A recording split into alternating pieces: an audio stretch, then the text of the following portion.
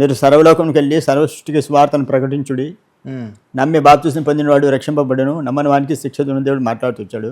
సువార్త పత్రికలు వస్తూ ఉండగా అక్కడ పోలీసు వాళ్ళు వచ్చి మతప్రచారం చేస్తాడో నేను చంపేస్తా అని చెప్పి లాఠీ తీసుకొని కొట్టినారు. లాఠీ తీసుకొని కొట్టి కాలు వాసిపేటింగ్ ఒకటి కాలు అడుగు తీసి అడుగు పెట్టిన పరిస్థితి వచ్చింది.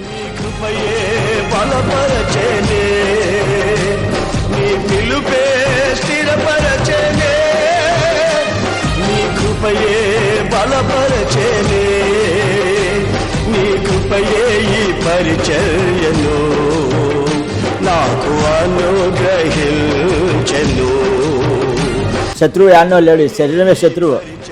ముందు మొదటి శత్రువు శరీరం, ఆ శరీరాన్ని గమనించాలి. ముందు గమనించి అడుగు వేసినప్పుడు దేవుడు సాయం చేస్తాడు. దీన్ని నలగొట్టుకుంటూ సేవలో కొనసాగించే అవకాశం ఉంటుంది.